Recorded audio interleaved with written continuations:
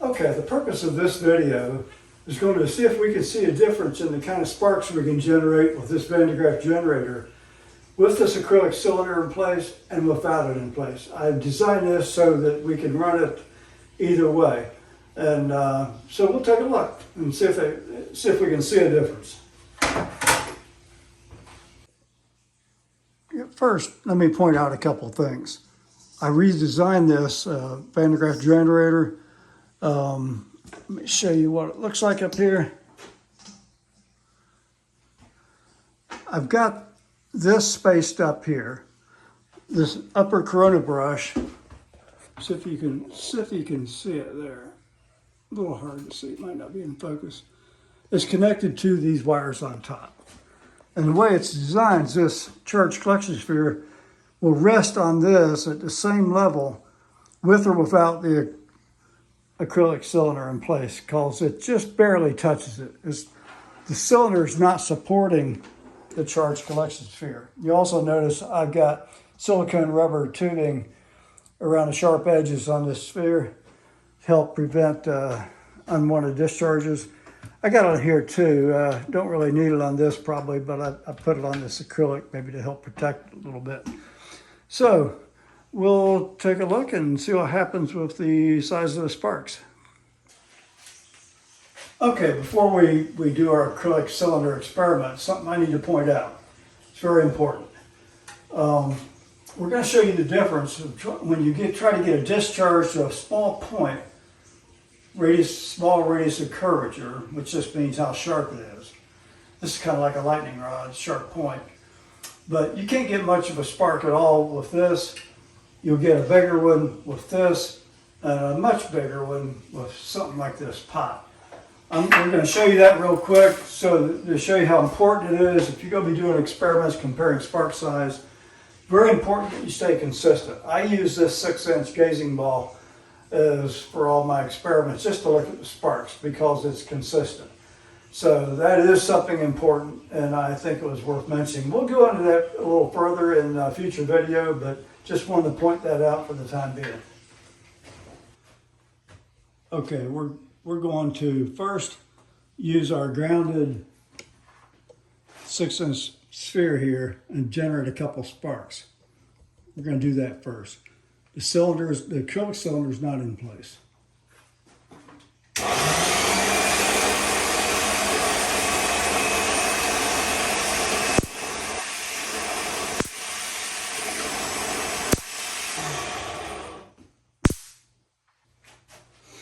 Okay, what we're going to do now is this is just a paper clip. I don't know if you can see it in here. Probably not going to show up real well, but this is just a paper clip, sharp point basically. Now we're going to crank it up and see what kind of sparks we get with this.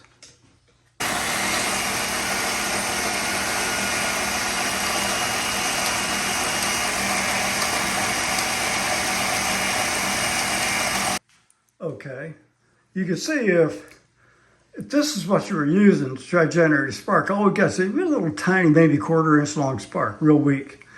That's because the charge density is very high on sharp points, and large radius of curvature like the sphere or the 6-inch sphere help hold charge much better. Let's look what happens when we go to something a little bigger. Now this is just a stainless steel measuring cup. Let's try it with this.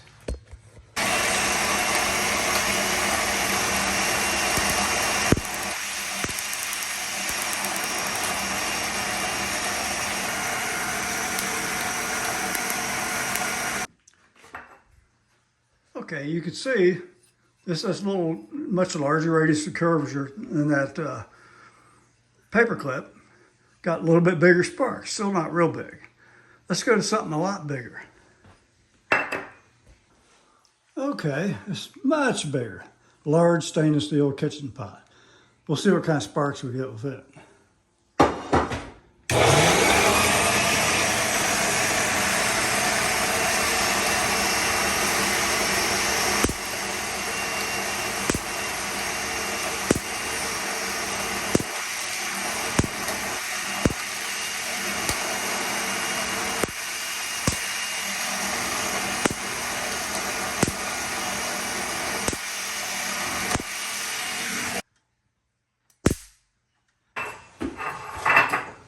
Okay, you should have been able to easily see the difference. Itty bitty tiny little sparks with this paper clip, maybe 1/4 inch long at the most, and real weak, cause the high charge intensity around this sharp point.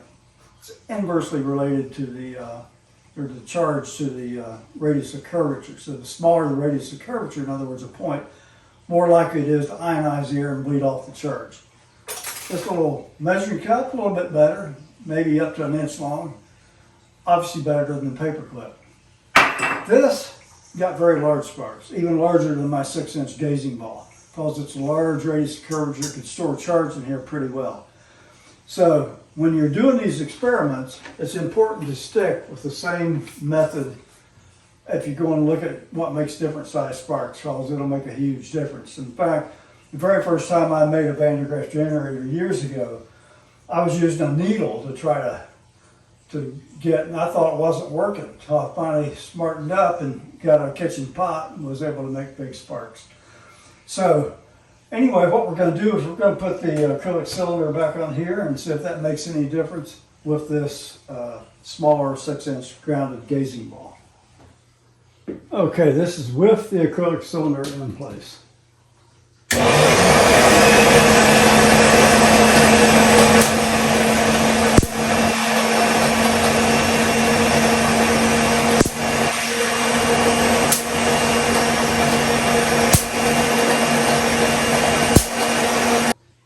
Okay, this is without the acrylic cylinder in place.